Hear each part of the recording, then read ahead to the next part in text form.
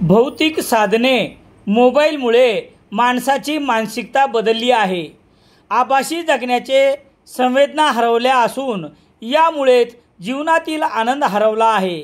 त्यामुळे आनंददायी जीवनासाठी आभासी जगणे सोडा असे प्रतिपादन प्रसिद्ध विनोदी लेखक डॉक्टर संजय कळमकर यांनी केले. ते वसंत प्रतिष्ठानच्या वतीने माजी नगराध्यक्ष ॲडव्होकेट वसंतराव खारकर यांच्या स्मृतिप्रित्यर्थ शुक्रवार 9 ऑगस्ट रोजी सायंकाळी 7 वाजता शहरातील साई नाट्यगृहात प्राध्यापक डॉक्टर संजय कळमकर यांचे जीवनातील आनंदाच्या वाटा या विषयावर व्याख्यान संपन्न झाले. त्यावेळी बोलत होते. व्यासपीठावर सेलू जिंतूर मतदारसंघाच्या भाजपाच्या आमदार मेघनाताई साकोरे बोर्डीकर, महेशराव खारकर, ॲडव्होकेट उमेशराव खारकर यांची उपस्थिती होती. पुढे बोलताना डॉक्टर संजय कळमकर म्हणाले की काळाबरोबर अभ्यासक्रम राबविण्यात यायला हवा.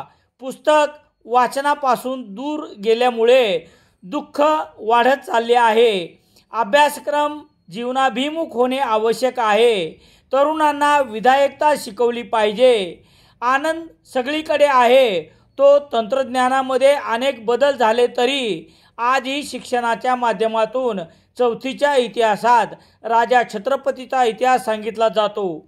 माणूस अनेकदा फसवी प्रतिष्ठा दाखविण्यामुळे दुःखी होतो. राज्यात चाललेल्या आरक्षणाच्या ज्वलंत प्रश्नावर बोलताना खोट्या प्रतिष्ठेमुळेच आरक्षण प्रश्न निर्माण झाला आहे. उपस्थित माता भगिनींना संबोधताना तुम्ही जिजाऊ व्हा आणि मुलावर संस्कार करा, त्यामुळे सारी परिस्थिती बदलेल असा सल्लाही त्यांनी महिलांना दिला.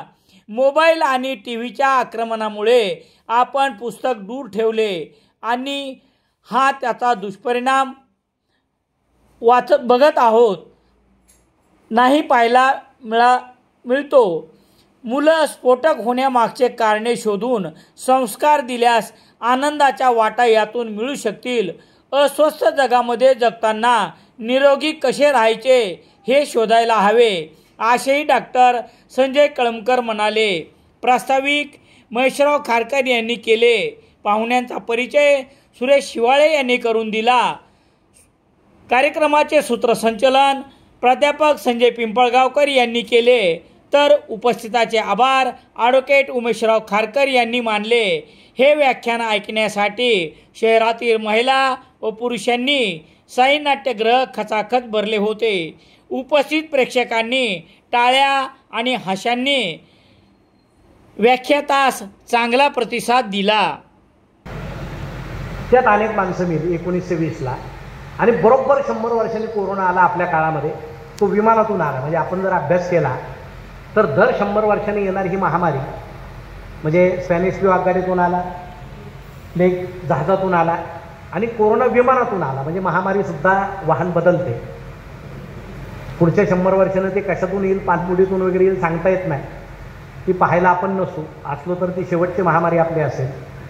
कारण निसर्गसुद्धा सांगतो की पुढच्यांना तुम्ही जागा करून द्या. आपले काही जण जागा करून देत नाही, त्याचाही परिणाम असावा महामारी येणं. म्हणजे त्यांनी जागा करून द्यावी असं मी म्हणत नाही, परंतु हे सगळे प्रकार आपण अनुभवले आणि माणूस प्रचंड दबावाखाली आला, दडपणाखाली आला. जगण्यात काही राम नाही असं त्याला वाटू लागलं. कोरोना संपला आणि माणसाची मूळ प्रवृत्ती पुन्हा जागी झाली. मग आपण आनंदी का नाही याचं कारण जर आपण शोधलं तर जुन्या काळाकडे आपण गेलं पाहिजे. त्या काळात मनोरंजनाचे साधनं नव्हते. फक्त रेडिओ होता. आमच्या जुन्या लोकांना आठवत असेल, गावामध्ये रेडिओ असायचा, गळ्यात रेडिओ लटकवायचा. गावात 3-4च रेडिओ असायचे आणि ते मोठ्या आवाजात गाणे लावायचे. कारण त्यांना सांगायचं असायचं की माझ्याकडे रेडिओ आहे आणि बाकीच्यांना ती ऐकायला मिळायचे. त्यामुळे त्यांनाही आनंद असायचा की हा मोठा आवाज करतोय, आनंद आहे. असे 3-4च माणसं गावात असायचे. ज्याला रेडिओ तो श्रीमंत. अहो, रेडिओला इतकं महत्त्व होतं की हुंड्यातसुद्धा रेडिओ द्यायचे. म्हणजे त्या काळी नवरदेव अभिमानानं सांगायचा मला हुंड्यात रेडिओ मिळाला. म्हणजे त्या काळामध्ये लग्न झाल्यानंतर 2 रेडिओ घरामध्ये यायचे. एकाला बंद करण्याची सोय होती, दुसरा बंदच होत नव्हता.